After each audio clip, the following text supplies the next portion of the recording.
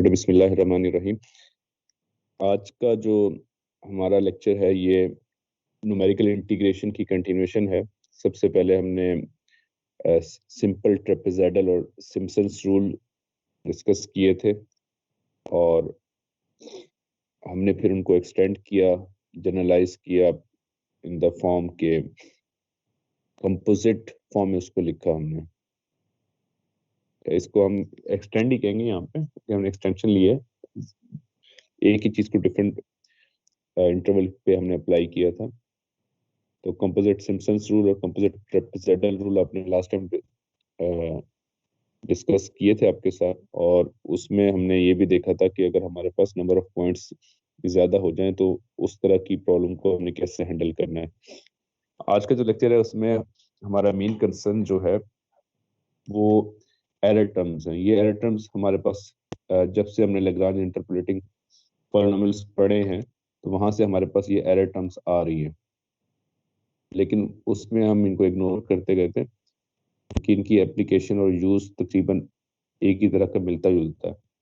तो वो हम यहाँ पे अब इसको डिस्कस कर लेते हैं कि एरर टर्म जो है इसका क्या मकसद होता है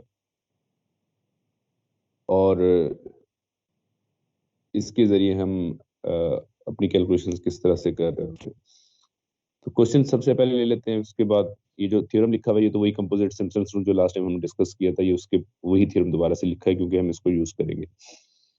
तो एग्जाम्पल 2 में है determine values of h that will ensure an approximation error of less than 0.00002 and it is equal to 2 cross 10 to power minus 5.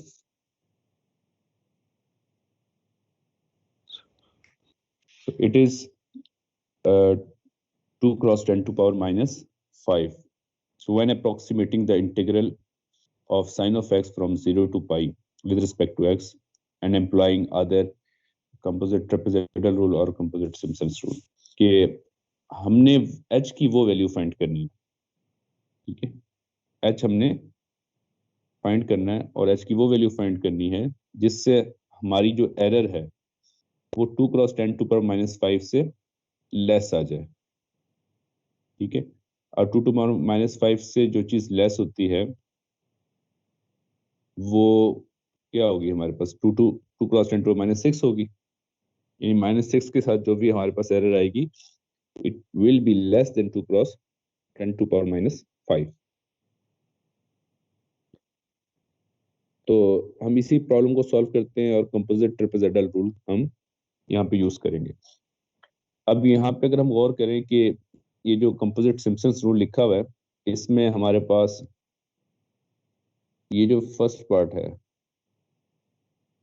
ये अगर इसको हम सॉल्व करेंगे तो हमारे पास एग्जैक्ट सॉल्यूशन आता है, और ये हम लास्ट टाइम इसको सॉल्व करते रहे इस पार्ट को सिर्फ, और इसको सॉल्व करने से हमारे पास जो आंसर आता है वो अप्रोक्सीमेट आता है। और अब एग्जैक्ट को जब अप्रोक्सीमेट से माइनस किया जाए तो बाकी जो चीज बचती है दिस इज कॉल्ड एरर। अब हम ये कहते हैं कि हमारी जो एरर है it should be less than 2 cross 10 to power minus 5। तो हमें यहाँ पे पता है कि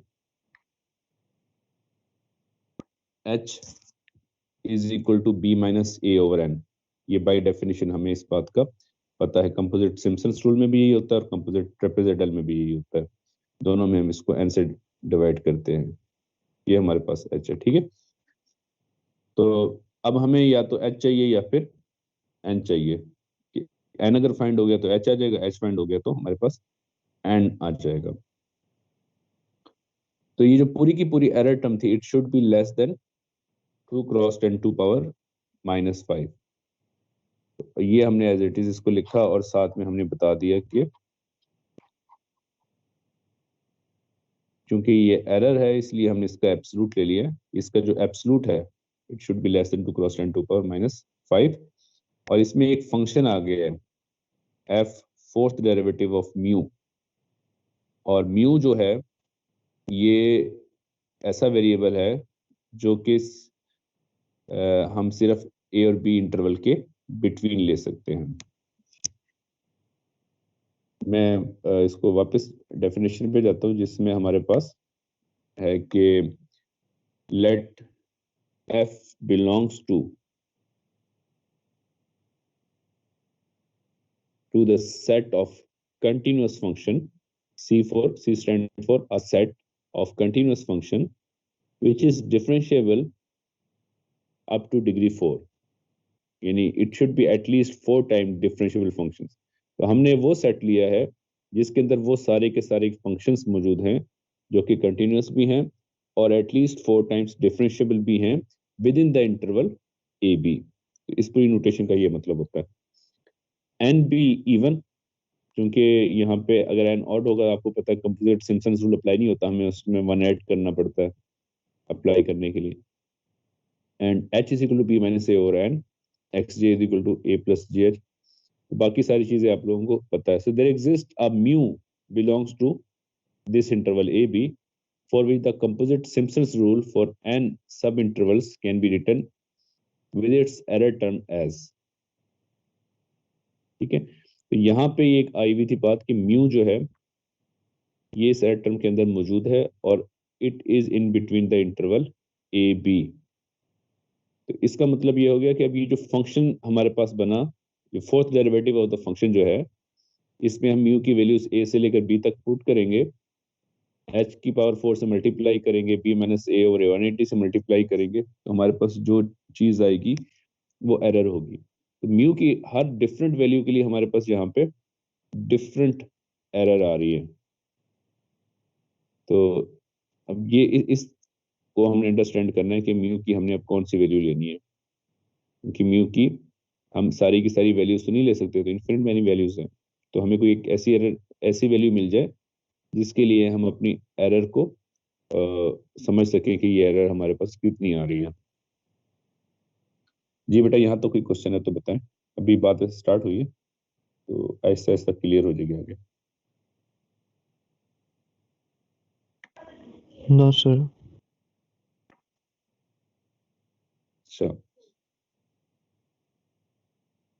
सो इन दिस प्रॉब्लम हमारे पास जो फंक्शन था वो एफ ऑफ एक्स था। इंटीग्रल हमारे पास जो गिवन है वो 0 to pi sine of x D x है। तो एफ ऑफ एक्स जो है यहाँ पे ये साइन ऑफ एक्स हो गया, ए 0 है और बी पाई है।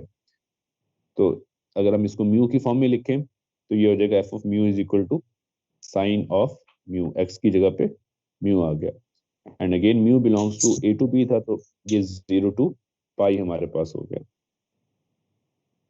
ठीक है, अब फोर्थ डेरिवेटिव अगर हमने फाइंड करना है तो पहला डेरिवेटिव हो जाएगा cos of mu, second derivative हो जाएगा minus sine of mu, third derivative हो जाएगा माइनस कॉज ऑफ म्यू, और फोर्थ डेरिवेटिव दोबारा से हमारे पास माइनस कॉस का डेरिवेटिव माइनस साइन होता है, तो माइनस माइनस प्लस होकर साइन ऑफ म्यू हो जाएगा। इसका मतलब है फंक्शन का फोर्थ डेरिवेटिव भी वही है जो कि फंक्शन है।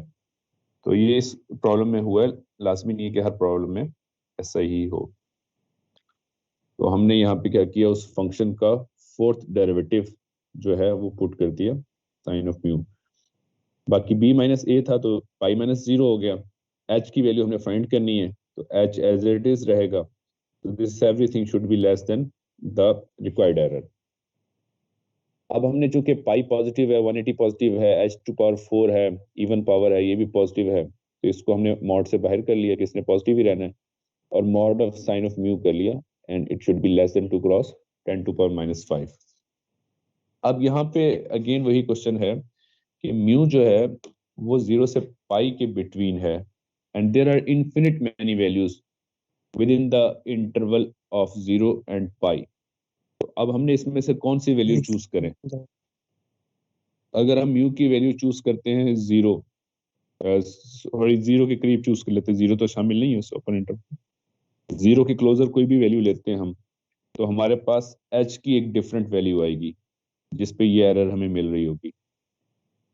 और अगर हम म्यू की वैल्यू कोई ऐसी चूज करते हैं जो कि पाई के क्लोजर हो, फॉर एग्जांपल 3 ले लेते हैं हम, तो साइन ऑफ 3 जो है इसको दोबारा हम राइट साइड पे जाके डिवाइड करेंगे, 180 से मल्टीप्लाई करेंगे, पाई से डिवाइड करेंगे, तो हमारे पास h⁴ की वैल्यू आ जाएगी। h⁴ को हम 2 टाइम्स इसका स्क्वायर रूट ले लें तो h की वैल्यू हमारे पास आ जाती है।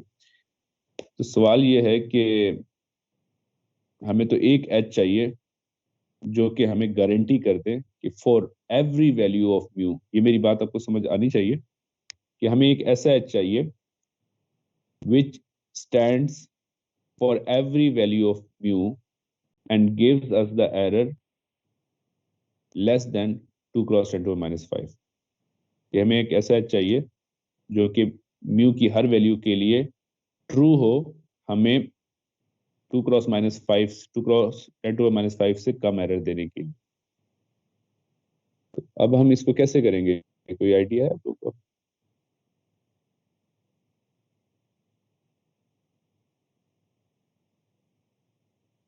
सर रिकॉर्डिंग ऑन कर दें प्लीज। जी अभी आप इसको समझ ले, क्लास में भी रिकॉर्डिंग नहीं हो रही होती है। कोई क्वेश्चन है तो पूछें यहीं पे, कहीं भागा नहीं जा रहा।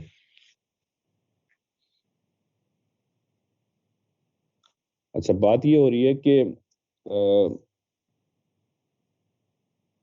हमने म्यू की कौन सी वैल्यू चूज करनी है। तो अगर हम म्यू की, हमें एक ऐसी वैल्यू मिल जाए जिस पे एरर ज्यादा से ज्यादा आ रही है, एक ऐसी वैल्यू हमें मिल जाए जिस पे एरर ज्यादा से ज्यादा आ रही है,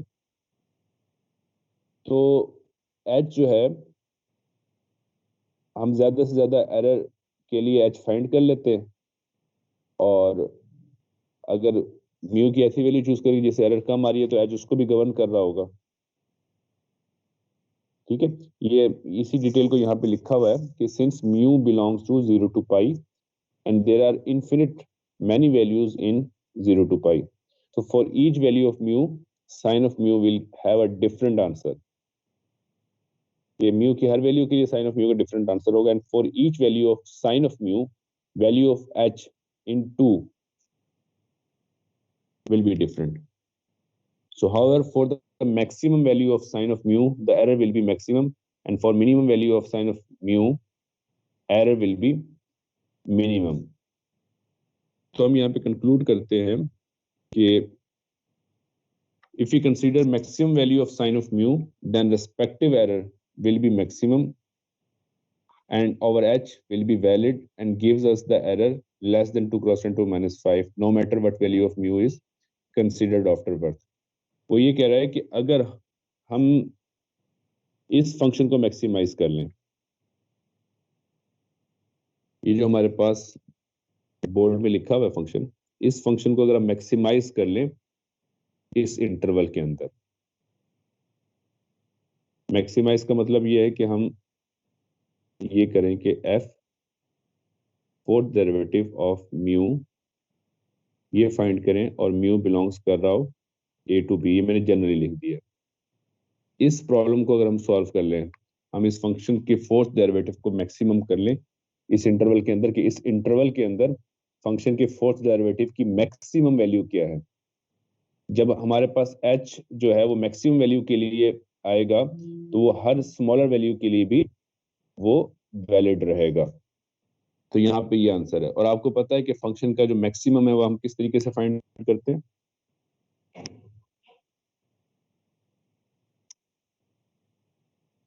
फंक्शन की मैक्सिमम वैल्यू किस तरीके से फाइंड करते हैं भाई? Extreme value theorem. Yes sir. जी एक्सट्रीम वैल्यू थ्योरम से। तो एक्सट्रीम वैल्यू थ्योरम क्या कहता है हमें, क्या आप बताते हैं? मैक्सिमम वैल्यू या एंड पॉइंट्स पे होती है या पे, या जहाँ पे उसका डेरिवेटिव 0। जी जी, मैक्सिमम वैल्यू जहाँ पे, जब एंड पॉइंट पे होगी या फिर वहां होगी जहाँ पे उसका डेरिवेटिव 0 होता है। तो इस फंक्शन पे हम एक्सट्रीम वैल्यू थ्योरम अप्लाई करते हैं in simple word. We have to maximize mod of sine of mu over the interval 0 to pi. तो हमारा क्वेश्चन ये आ गया, ये अगेन मैंने लिख दिया यहाँ पे, maximum of sine of mu, absolute maximum कह रहे हैं इसको। ठीक है, ये क्वेश्चन नंबर जो 3 था आपका एक्सरसाइज 1.1 का, वो भी यही था कि वहां पे आपने एब्सोल्यूट मैक्सिमम फाइंड करने थे जब हम एक्सट्रीम वैल्यू थ्योरम को अप्लाई कर रहे थे। अच्छा, extreme value says that maximum value either exists either at the endpoints or where the derivative is 0. तो हमने क्या किया, हमने यहाँ पे इसको एंड पॉइंट पे पहले चेक किया। अब एक क्वेश्चन यहाँ पे रेज होता है कि एंड पॉइंट्स तो हमारे इंटरवल में शामिल ही नहीं है, फिर हम एंड पॉइंट पे क्यों चेक कर रहे हैं? इसका क्या आंसर करेंगे हम?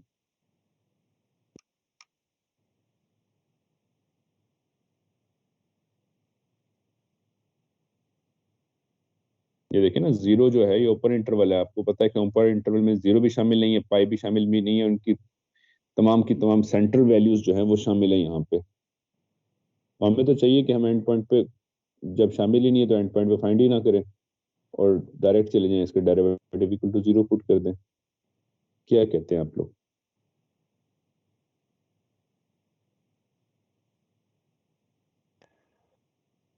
सर एंड पॉइंट के बिल्कुल जो साथ होगा वो भी तो हम ले सकते हैं। हाँ जी, तो उससे क्या होगा? सर जो approximately equal to end point हो वहाँ पे मैक्सिमम वैल्यू आ रही होगी। यहाँ पे एक चांस ये हो सकता है कि फॉर एग्जांपल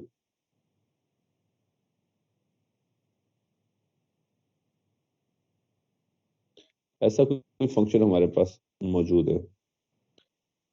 अब अगर एंड पॉइंट जो है वो हमारे पास इंटरवल में शामिल नहीं है, तो इसका मतलब ये तो नहीं है कि अब मिनिमम वैल्यूज जो है वो सेंटर पॉइंट पे होगी। क्योंकि देखिए सेंटर पॉइंट पे हमारे पास एक ये आ रहा है सेंटर पॉइंट, एक यहाँ पे आएगा, एक यहाँ पे हमारे पास आएगा, एक में भी शायद यहाँ पे आएगा। 4 वैल्यूज ऐसी होंगी जिसपे हमारे पास स्लोप जो है वो हॉरिजॉन्टल हो रहा होगा। जब स्लोप हॉरिजॉन्टल होता है इसका मतलब है डेरिवेटिव उन पॉइंट्स पे 0 होता है, और हमने वही पॉइंट्स फाइंड करने हैं जिन पे डेरिवेटिव 0 हो। तो अब ये सारे के सारे पॉइंट्स जो हैं ये एक्सट्रीम नहीं दे रहे हमें, कुछ ना कुछ आंसर तो दे रहे हैं लेकिन एक्सट्रीम तो एंड पे पड़े हुए। तो अगर एंड पॉइंट हमारे पास शामिल नहीं है लेकिन उससे पिछला पॉइंट तो शामिल है हमारे पास, ठीक है, तो हम एटलीस्ट ये बता सकते हैं कि हमारे पास मैक्सिमम वैल्यू जो है इस फंक्शन की वो कहाँ होगी। तो इसलिए हम इसको एंड पॉइंट पे चेक कर रहे हैं, क्योंकि यहाँ से हमें आइडिया चाहिए कि हमारे पास मैक्सिमम वैल्यूज कहाँ पे आ रही है, और जो मैक्सिमम वैल्यू आ रही होगी वही हम यूज करेंगे, क्योंकि इसकी लिमिटिंग वैल्यू यही बनेगी। चाहे ये 0 और पाई हमारे पास शामिल ना हो, लेकिन लिमिटिंग वैल्यू जो है उसकी यही बनेगी, ये दोनों वैल्यूज बनेगी, इसलिए इन दोनों को हम यहाँ पे यूज करेंगे। ये एक इम्पोर्टेंट बात है यहाँ पे। अच्छा जी, तो हमने इनको एंड पॉइंट पे चेक किया, साइन ऑफ 0 0 होता है और साइन ऑफ पाई भी 0 होता है, ऐसा ही है ना? अगर हम 0 से स्टार्ट करें तो ये इस तरह का ग्राफ बनेगा, पाई बाय 2 पे 1 होगा, और क्या होगा जी आगे? Pi by 2 3 pi by 2। यहाँ पे पाई हो जाएगा, सॉरी, साइन जो होता है वो 0 पे 0 होता है, पाई बाय 2 पे 1 होता है, और 3 पाई बाय 2 पे क्या हो जाता है, फिर नेगेटिव हो जाता है, और 2 पाई पे अगेन जो है वो फिर 0 हो जाता है, और पाई पे भी 0 होता है। ठीक है, हमारा इंटरवल जो है वो 0 से लेकर पाई तक है, तो यहाँ पे ये पाई है। तो यस, ये एक ऐसा पॉइंट है जो इनके इन बिटवीन है। कॉर्नर्स पे तो ये 0 हो गया है ना, यहाँ पे भी 0 हो गया और यहाँ पे भी 0 हो गया, लेकिन एक ऐसा पॉइंट है जिस पे स्लोप जो है वो 0 आ रहा है। इसका मतलब है कि डेरिवेटिव इज 0। यहाँ पे एक सोल्यूशन है एटलीस्ट जो कि इस इंटरवल के अंदर मौजूद है। हमने देखा था एक्सट्रीम वैल्यू थ्योरम में कि हम चेक कर लेते हैं कि क्या जी प्राइम ऑफ 0 का इस गिवन इंटरवल में कोई सोल्यूशन है या नहीं। अगर इस इंटरवल में कोई सोल्यूशन ना हो तो हम उसको फाइंड ही नहीं करते, हम एंड पॉइंट पे में देख लेते हैं कौन सा मैक्सिमम और कौन सा मिनिमम। लेकिन अगर इस इंटरवल के अंदर सोल्यूशन है तो फिर हम देखते हैं कि कितने सोल्यूशन है, सिर्फ एक ही है या एक से ज्यादा है। जैसे असाइनमेंट आप लोगों के साथ शेयर की गई थी, उसमें 4 सॉल्यूशंस आ रहे थे, तो हमने 4 डिफरेंट मेथड्स उस वक्त अप्लाई किए थे। तो यहाँ पे एक ही सॉल्यूशन है हमारे पास, और ये कोई बहुत ज्यादा डिफिकल्ट हमारे पास इक्वेशन भी नहीं आ रही कि हम इसको न्यूटन्स मेथड या बाइसेक्शन मेथड की तरफ जाएं। तो हमने सिंपल इसका इन्वर्स लिया, हमने देखा कॉस इन्वर्स ऑफ 0 जो है ये π/2 है, और ये π/2 इस इंटरवल के अंदर मौजूद है। तो हमें एक वैल्यू मिल गई जिसपे डेरिवेटिव 0 हो रहा है। इस वैल्यू को हमने दोबारा अपने मेन फंक्शन में पुट कर दिया। तो यहाँ पे देखिए मैंने जो साइन ऑफ म्यू था, ये basically it is equal to f fourth derivative of mu. तो इसको g ऑफ म्यू कह दिए, ताकि हम कंफ्यूज ना हो जाए उस फंक्शन f के साथ। तो ये g ऑफ म्यू वो फंक्शन है जिसपे हम एक्सट्रीम वैल्यू थ्योरम अप्लाई कर रहे हैं। और यहाँ पे देखिए उस g ऑफ म्यू का एक और डेरिवेटिव लिया हुआ है। तो ये इस फंक्शन के हिसाब से अगर हम देखेंगे तो इसका 5th डेरिवेटिव होगा g प्राइम। यहाँ पे सब्स्टिट्यूट किया तो इसकी वैल्यू 1 आ गई हमारे पास। तो 3 वैल्यूज है, 1 2 एंड 3। तो इन तीनों वैल्यूज में हमने देखा जो मैक्सिमम वैल्यू है वो π/2 पे है, एंड दैट इज 1। तो हम वापस गए और वापस जाके हमने जो प्रॉब्लम था उसका आंसर में लिख दिया कि द आंसर शुड बी 1, और इसी 1 को हमने सब्स्टिट्यूट कर दिया।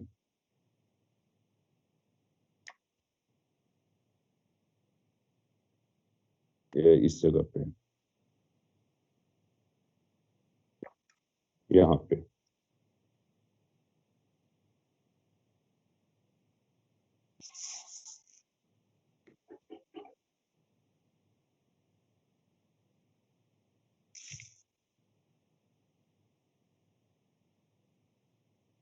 अच्छा जी।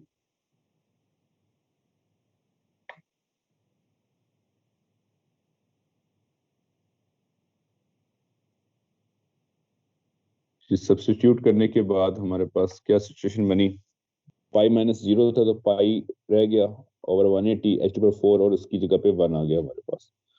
अब हमने क्या किया, इसको राइट साइड पे लेकर गए तो पाई से डिवाइड कर दिया और 180 से मल्टीप्लाई कर दिया, और इसको सॉल्व किया तो 1.1459 क्रॉस 10⁻³ ये हमारे पास आंसर आया। ये आपने वेरीफाई कर लेना है।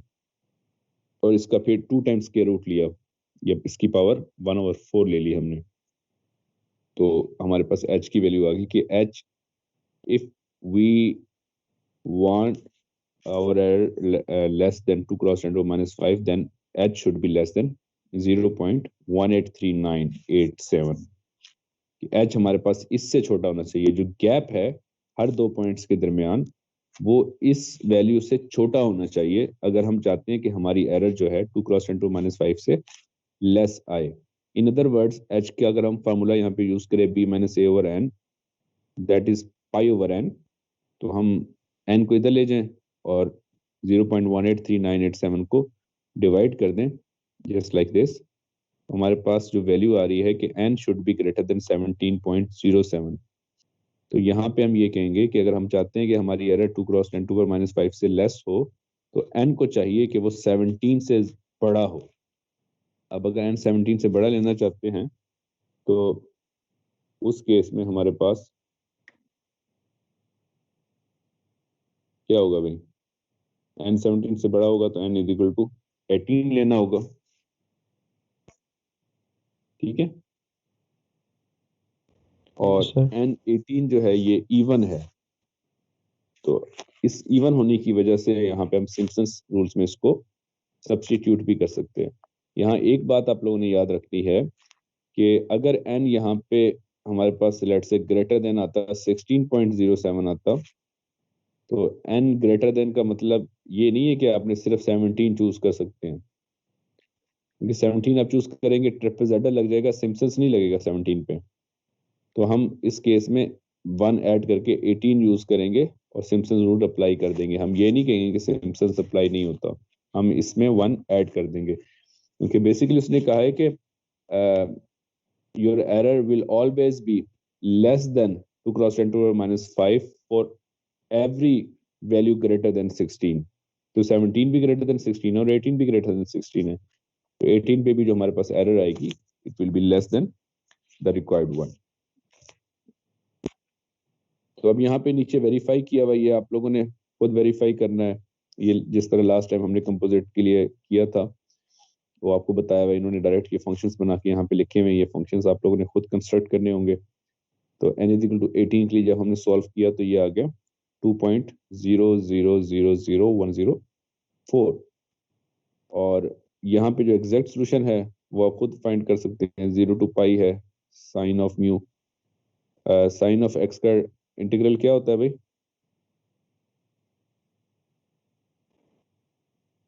Minus cos x.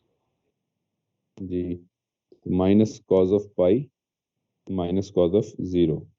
और कॉज ऑफ पाई -1 होता है तो माइनस माइनस +1 हो गया। और सर प्लस कॉस ऑफ 0 नहीं आएगा?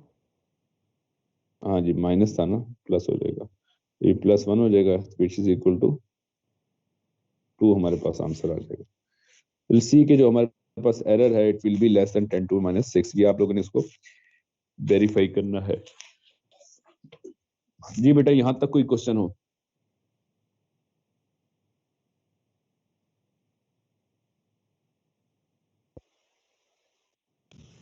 सर जी हमें एच की वैल्यू कैसे फाइंड पता चली?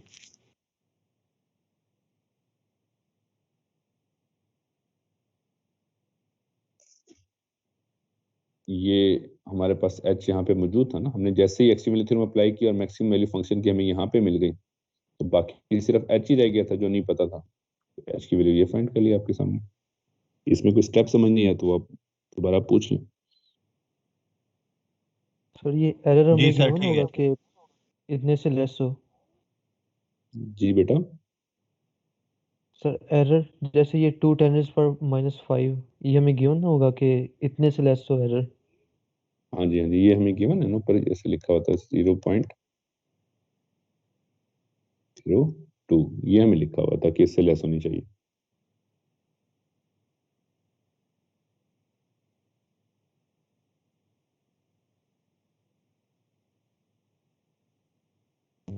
सर ये देखिए यहाँ पे लिखा हुआ है ये, then approximate error is error of less than 0.402। जी बेटा,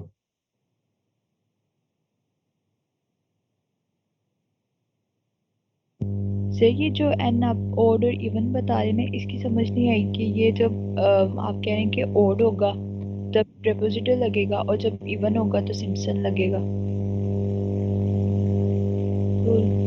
जी लास्ट लेक्चर में था ना ये कि सिम्पसन्स जो रूल हैं यहाँ पे हम इसको ऑड क्यों नहीं ले सकते, एन अगर ऑड हो तो ये नहीं चलेगा। आपको इसका आइडिया नहीं हुआ अभी?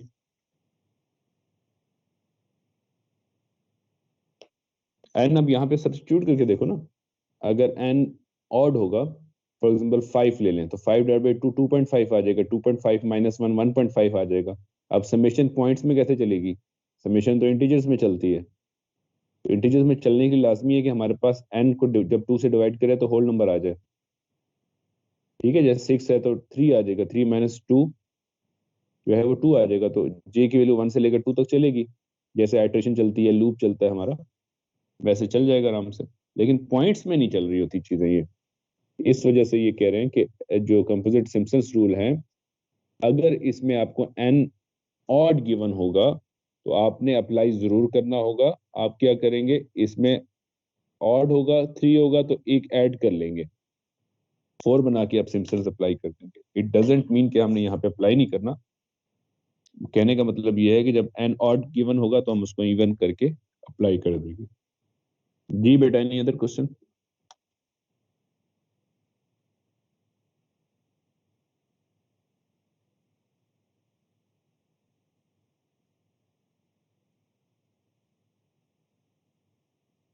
अच्छा जी, चलें इसको हम एक एग्जांपल में आपको और बताता हूँ, फिर आपने ये सारी कैलकुलेशंस वेरीफाई करनी होगी।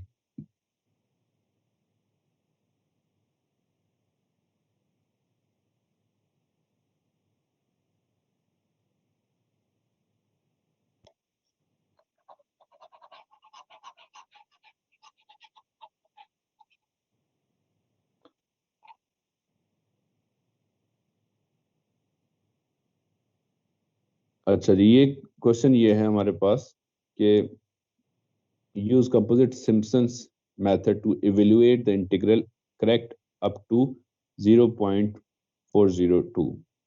यहाँ पे ये दिया हुआ है, लाजमी नहीं है कि ये एरर आपके पास हमेशा इसी तरह हो, एरर डिफरेंट भी हो सकती है। और जो प्रॉब्लम है वो अब है integral is from 1 to 2 sin of 3x cos of x dx। तो यहाँ पे आपको पता चल गया कि फंक्शन जो है हमारे पास f of x it is sin of 3x cos of x। जब हम म्यू की फॉर्म में लिखेंगे इसको तो it is sine of 3 mu cos of mu.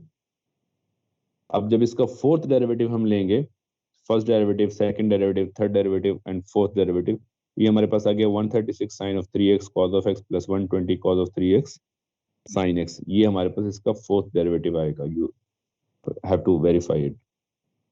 बाकी हमने b माइनस ए 2 माइनस 1 था, 2 माइनस 1 इज इक्वल टू 1 हो गया, तो h टू पावर 4 ओवर 180 ये बाहर आ गया और फोर्थ डेरिवेटिव हमने यहाँ पे लिख दिया। अब हमने ये जो फोर्थ डेरिवेटिव हमारे पास आया, इस फोर्थ डेरिवेटिव वाले फंक्शन को मैक्सिमाइज करना है, यानी इसकी मैक्सिमम वैल्यू फाइंड करनी है with in the interval 1 to 2। तो इट मींस कि यहाँ पे हमें एक्सट्रीम वैल्यू थ्योरम अप्लाई करना होगा। एक्सट्रीम वैल्यू थ्योरम अप्लाई करने का हमें आइडिया है कि या तो एंड पॉइंट्स पे होता है या फिर वहां होता है जहां पे डेरिवेटिव 0 होता है। तो एंड पॉइंट्स पे हम पहले इस फंक्शन के अंदर 1 पुट करेंगे तो हमारे पास एक आंसर आएगा, 2 पुट करेंगे तो हमारे पास दूसरा आंसर आ जाएगा। फिर हम क्या करेंगे, इसका डेरिवेटिव लेंगे।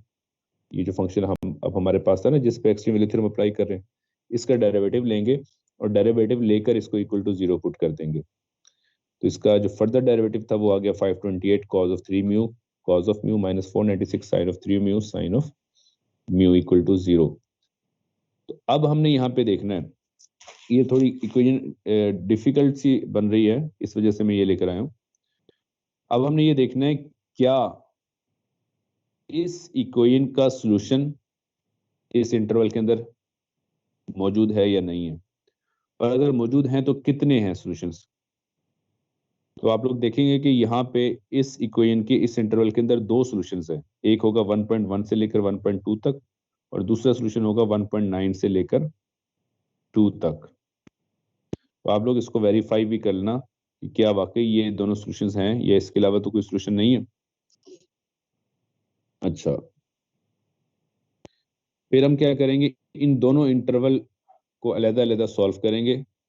आप कोई भी मेथड जो आप चाहते हैं, चाहे न्यूटन मेथड अप्लाई कर दें या सीकेंड अप्लाई कर दें, जो मेथड आप अप्लाई करना चाहते हैं उन मेथड्स को अप्लाई करेंगे और इस इक्वेशन को पहले इसके लिए सॉल्व कर लेंगे 1.1 से 1.2 तक, फिर 1.9 से 2 तक सॉल्व करेंगे तो आपके पास यहाँ पे 2 आंसर्स आ जाएंगे।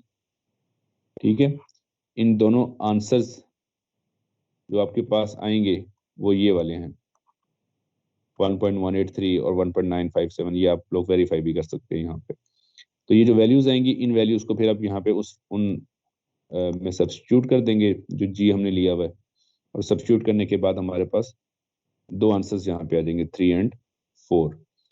2 आंसर पहले हमारे पास आए हुए हैं जो एंड पॉइंट पे हमने फाइंड किया हुआ है, ये 1 and 2, और 2 आंसर्स हमारे पास ये आ जाएंगे। तो ये टोटल 4 हमारे पास आंसर्स आएंगे। इनमें हम देखेंगे सबसे बड़ी वैल्यू एब्सोल्यूट मैक्सिमम कौन सा है, यानी एब्सोल्यूट अप्लाई करने के बाद जो सबसे बड़ी वैल्यू होगी वो हम उठाएंगे और उनको उठा के हम इस जगह पे प्लेस कर देंगे। ठीक है, और इस जगह प्लेस करने के बाद आगे आपको पता है कि h की वैल्यू हमने किस तरीके से फाइंड करनी है। h की वैल्यू हमारे पास जैसी आएगी हम वहां से n की वैल्यू फाइंड करेंगे। n की वैल्यू फाइंड करने के बाद फिर हम इस पे क्योंकि हमने कंपोजिट सिम्पसन्स रूल ही लेके चले हैं तो हम कंपोजिट सिम्पसन्स का फार्मूला अप्लाई करेंगे और अप्रोक्सीमेट आंसर्स फाइंड करेंगे कि n इज इक्वल टू जो यहाँ पे n की वैल्यू आई है उस n के लिए हमारे पास कंपोजिट सिम्पसन्स रूल क्या अप्रोक्सीमेशन देता है। फिर उस अप्रोक्सीमेशन को हमने एग्जैक्ट वैल्यू से माइनस करेंगे और रिलेटिव एरर भी फाइंड करेंगे। इट मींस कि आपको इसका एग्जैक्ट इंटीग्रल भी फाइंड करना होगा। ठीक है बेटा, तो अभी आप लोगों के पास 40 मिनट्स हैं। अब 40 मिनट्स में आप लोगों ने ये करना है कि सबसे पहले आपने जो एग्जाम्पल है उसको आपने वेरीफाई करना है, उनकी कंप्यूटेशंस वेरीफाई करनी है, और कंप्यूटेशंस वेरीफाई करने के बाद आपने आ जाना है इस प्रॉब्लम पे, और इस प्रॉब्लम को आपने फिर सॉल्व करना है। इसकी कंप्यूटेशंस आपको आंसर्स दिए हुए हैं, देखो आपको आसानी है, आपने कहाँ तक पहुंचना है ये आपके सामने है। तो आपने इनको खुद बैठ के अकेले बैठकर बगैर किसी से कॉपी पेस्ट किए आप इसको सॉल्व करें, और सॉल्व करने के बाद ये अपने आंसर्स मैच करते जाएं, और इन द एंड देखें क्या हमारे पास जो एरर है वो वाकई 2 क्रॉस 10⁻5 से कम हो जाती है इस तरीके से। तो ये आपको ये एक्सपीरियंस भी इस तरीके से हो जाएगा। मैं आपको इन दोनों की जो PDF है ये मैं आपको शेयर कर देता हूँ, और मीनवाइल आप लोग इनको सॉल्व करना स्टार्ट करते हैं।